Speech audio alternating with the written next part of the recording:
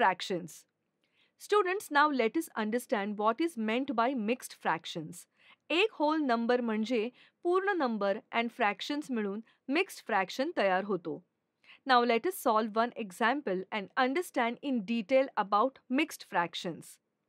Example: 3 guavas have to be shared equally between 2 people.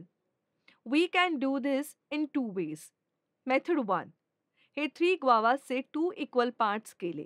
असे total 6 parts झाले. आता प्रत्येक ग्वावातील 1 पार्ट म्हणजे 1/2 ग्वावा प्रत्येकाला देऊ. याप्रमाणे प्रत्येकाच्या वाट्याला 1/2 असे 3 पार्ट्स आले. Means 1/2 plus 1/2 plus 1/2 which means 1/2 into 3 is equal to 3/2 guava प्रत्येकाला मिळणार. यावरून half and half means total 1 guava आणि आणखी हाफ ग्वावा दिला तर प्रत्येकाला 1 into 1/2 ग्वावा मिळेल. मेथड 2. प्रथम प्रत्येकास 1 होल ग्वावा द्या. उरलेल्या एका ग्वावाचे 2 इक्वल पार्ट्स करूया आणि प्रत्येकाला तो हाफ पार्ट देऊया. आता प्रत्येकाला 1 whole guava and 1 half guava मिळेल.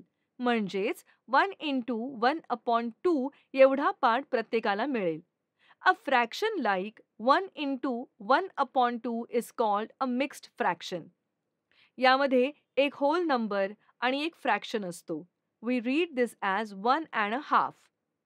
Students, now let us understand 1.25, 2.25, 3.25. 1 whole and 1 quarter make 1.25 part. It is written as 1 plus 1/4 or 1 into 1/4. Example: एक होल सर्क्युलर पेपर आणि दुसऱ्या सर्क्युलर पेपरचा फक्त क्वार्टर पार्ट घ्या. म्हणजे येथे आपण 1 plus 1/4 पार्ट घेतला आहे. It is read as 1.25. अशा प्रकारे आपण विविध फ्रॅक्शन्स दाखवू शकतो.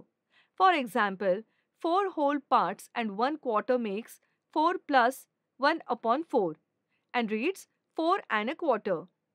Now I will draw a fraction. You guess and tell me what it is. See, students, येथे 6 whole and 1 quarter आहे. मग मिक्स्ड फ्रॅक्शन कसे लिहिणार? Ma'am, we will write it as 6 plus 1/4 and read it as 6.25. Very good.